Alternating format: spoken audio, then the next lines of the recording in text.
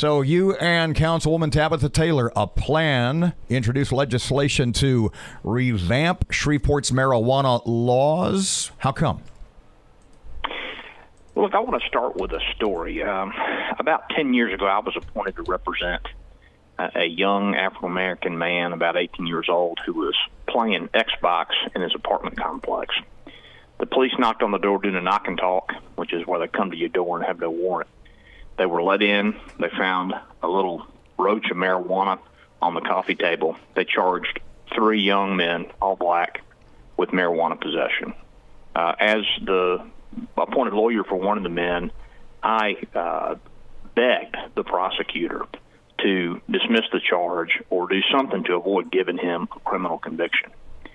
Didn't happen. He was convicted, and he suffered a conviction that will follow him the rest of his life. 7 or 8 years later, I was in court, same courtroom, same judge, same prosecutor. Well, it was less than 7 or 8 years later, but same place. And I recognize a bank vice president that I know from the country club, and he walks in with his kid and another kid, and these 2 boys are white, same age as the one I represented previously. And the penalty that they suffered was they were told to write a 500-word essay and send home with their parents.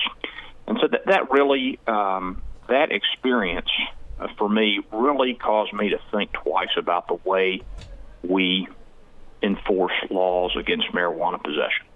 Because for whatever reason, they are not enforced evenly against all members of society. Is, in your mind, this unevenness of enforcement, is it racial, economic, or a combination? So nobody involved in the 2 cases I'm describing has a racist bone in their body. The judge and the prosecutor, both wonderful people, wonderful professionals, but the system nevertheless delivered very unequal justice to those 2 sets of young men. I don't know what the explanation is, but this legislation that Councilwoman Taylor and I have sponsored is a step toward addressing that problem, in my view. Would you classify this as decriminalizing possession of small amounts of marijuana? And explain to us what it does. What does your legislation say? So I would not. We are the 3rd major city in the state now. New Orleans did it in 2016, Baton Rouge in 2017, and hopefully we will in the next couple of weeks, to create a municipal offense for possession of small amounts of marijuana. It doesn't decriminalize it, but it does create a municipal offense that is punishable only by a $50 fine or community service, and police officers will be required to issue a summons rather than arrest a defendant if they are proceeding for violation of the municipal ordinance. So it's not decriminalization, but it does change in a substantial way the consequences for possession of small quantities of marijuana. Have you spoken to Chief Raymond? Have you spoken to Sheriff Prater? Do they have thoughts about it? What do they think? Do you know? I have not spoken to Sheriff Prater or Chief Raymond. This is a decision that I took in consultation with other members of the council. I have spoken to Mayor Perkins about the legislation, and he's supportive. And I'll let the sheriff and the chief speak for themselves regarding what they think about it. But look, at the end of the day, the job of legislators, even local legislators, is to make law, and the job of law enforcement officials is to enforce it. Robert mentioned yesterday this is just a way for the city to make some money, that we're now going to go out and issue a lot of summonses for people smoking a little weed. Can you respond to that?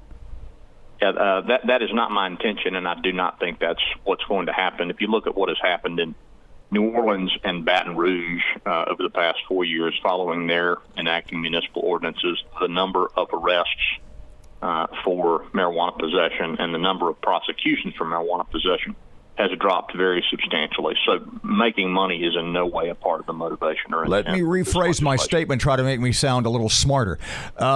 Is part of your motivation here to simplify and to maybe expedite, clean up the court system a little bit? My motivation, and I can only speak for myself, is to make sure that nobody caught with a small amount of marijuana within the city limits of the city of Shreveport is arrested or threatened with incarceration. That's what's motivating me. John, we're talking to City Councilman John Nickelson. Should marijuana be legal?